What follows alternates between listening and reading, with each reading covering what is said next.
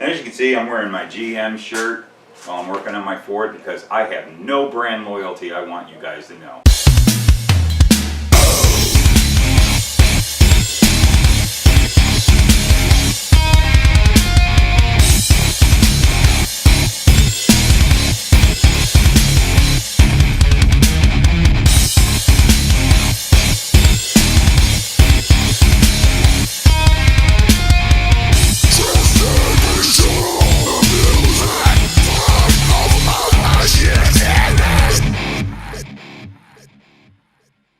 Alright everyone, so I'm back out in the garage. I got another day off and it's in the middle of summer in Phoenix, and I come out here as early as I can, but I was kind of lazy and I waited a little longer. The sun was kind of covered up by the clouds in the sky, thinking, well, it's going to be nice for the whole morning, and I might as well be in Florida. It is so frickin' humid because we're in the middle of our monsoon season, so you just never can win in Phoenix in the summer working out in the garage. But I want to get this thing done so I can go have fun, and that means I'm going to have to keep on working on it here and there throughout the summer, and I'm taking you guys with me. I'm really sorry. And as you can see, I'm wearing my GM shirt while I'm working on my Ford because I have no brand loyalty, I want you guys to know. I am not a Ford guy, I'm not a Chevy guy, I'm not a Mopar guy, I'm not a Toyota guy, I'm not a Nissan guy. I am a car guy, first and foremost. Sorry, Doug. So we're going to get going on those valve covers again. And just to let you know, they did work out. It wasn't so big of a fail. They were still a little sticky when I took them out of the oven, but that really did speed up the hardening process of that enamel. And I noticed after they cooled down and sat for about a day, they were less tacky, and I let them sit out in the garage for about a week, and they are perfectly fine to handle. And they look really good. So we're going to get back on there, and now I'm going to show you how I'm going to do all the lettering and the pinstriping around there. And this is really cool, I think, because I've never done it before. I am going off of things I've read and just kind of, and yeah, and I also saw it on YouTube.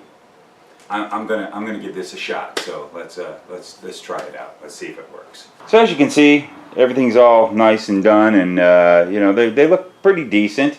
I wouldn't say show quality, but I'm not a show quality show. But yeah, they got a little bit more glossier than I wanted it to be. It's a little rough. And so now what I want to do is I want to put all the paint work and all that in the pinstripe here in the Motorsports and the Ford. And what I've decided to do is I'm going to just do it white, because then I can always change the color, because having a good white base helps you get the color to pop. Because if I do change the color, maybe I would go red, but everybody does red. I was thinking of going like a petty blue or Ford Grabber blue, whatever you guys prefer, almost the same color. Oh, I was also thinking green or silver or red. If I wanted to go with those colors, having a white base is going to be the best thing. But because, as you've seen in my car, I've got a lot of white on the car with all the stickers I put all over it, and it's black, I'm probably going to just try the white first just to go with the theme. So how I'm going to do this is I'm going to take this syringe that I got from when I used to refill my own printer cartridges, and I always kept these things, so they're useful for all kinds of stuff, but I'm going to use those to basically just flow the paint in there. And then I'm just going to go with a white automotive touch-up paint because it's a little more durable than your average hobby paint or something like that. So let's take a crack at this and see how it turns out.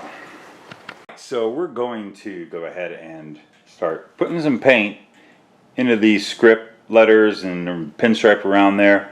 And what we're going to do is not use a brush, not spray it on there, but we're going to use this syringe here with a pretty large needle, the blunt end needle, to just kind of squirt it in there and let it flow in. And what I'm going to use is this Dupacolor gloss white.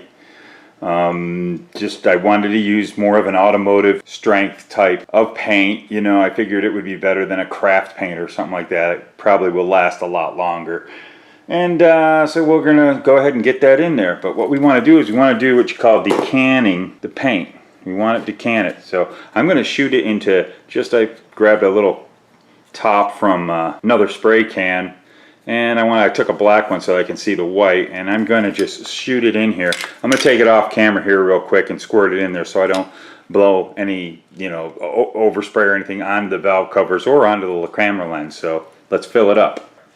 So I shot it into there. It's kind of a mess, but see, I'm going to put it right here, and I'm going to go ahead, stick the needle in there. That's not working well.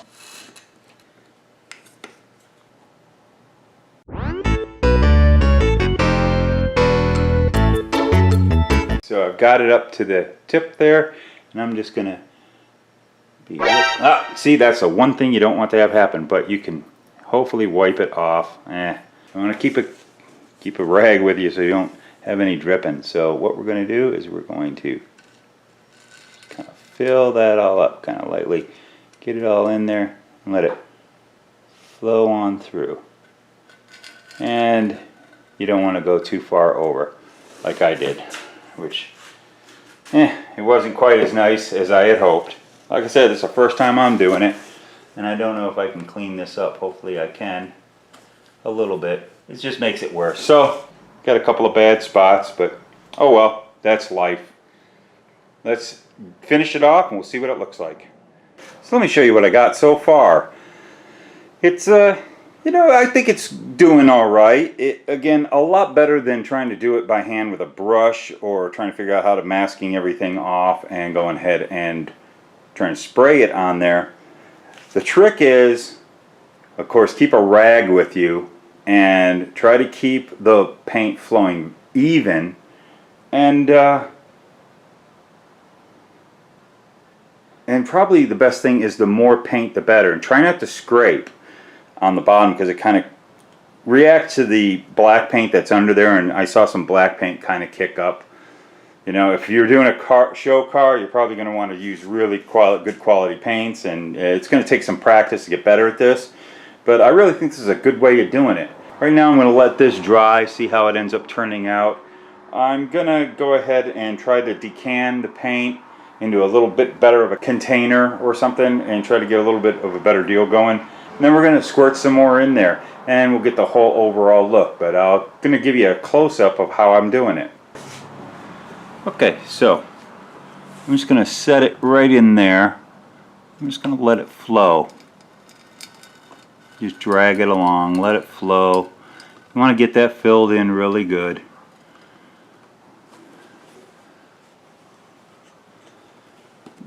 Let's catch it right over here. See how it just follows the lines? Get over here and get this part. Another thing is you want to make sure that your valve cover is level.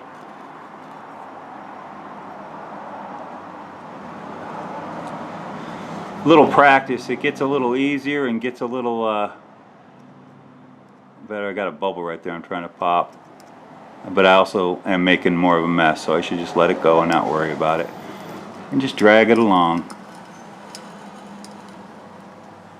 And I made a mess. Alright, well there you go, that's how you do that. Let's see if I can get that a little bit cleaned up. What I might try doing is some of my little overflows and blowouts I did. I might go back and either touch it up with black, or I will maybe sand it a little. I don't know. I'll let it play out. It does look like that I'm getting some bubbling and stuff, if you can see, like in the Ford here and some of the Motorsports. I don't know, might be not going with the right kind of paints. They might be reacting to one another. I don't know. It's usually not good to put lacquer over enamel, but it's what I had. I'm getting the look that I want. I might just let this settle down and then maybe put some more on it later, or maybe a different color. So I haven't decided. I kind of like the white. This is about the best effective way I can see to get those little valleys all there all filled with paint and looking pretty decent, so you can see it says Ford Motorsports and the pinstripe. It's better than just having it blank, I think. So I'll show you what it looks like when I'm all done. Holy custom is that cow! Yeesh. Well, let's see what it looks like from far away. And I got a few spots like and some overflow blast. Maybe I'll put this on the side that isn't seen so much. They'll be able to be on the driver's side, and I'll do the other one. Hopefully it'll turn out a little nicer, but yeah, that's the look. I think I'm going to stay with the white. I might let this paint set up and maybe tomorrow squirt some more in there or something.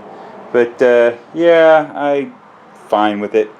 I think it's got a good look about it. I wanted to be able to see that Ford Motorsports, and it'll look a lot better in the engine compartment. So I'll say that's that. On to the next trauma.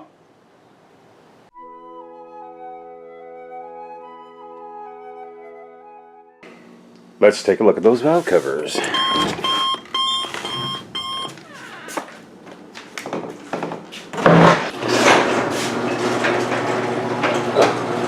The sun is back, the heat is on, and there they are. That paint reacted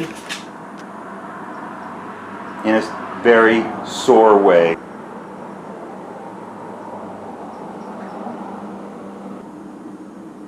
Got a lot of bubbles in there. So basically that was a fail.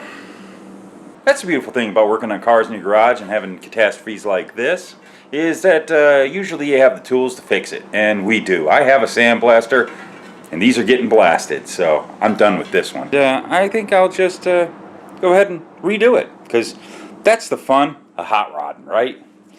So thanks for watching. Subscribe. Ring the little ding bell, and we will definitely see you guys in the next video. Something like that.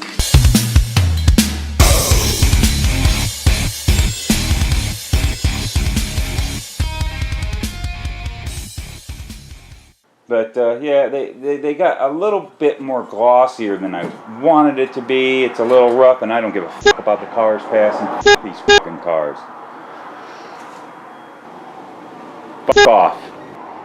Let the fucking car pass. Jesus fucking Christ. Another fucking car. You know what I love more than my Lamborghini? Knowledge.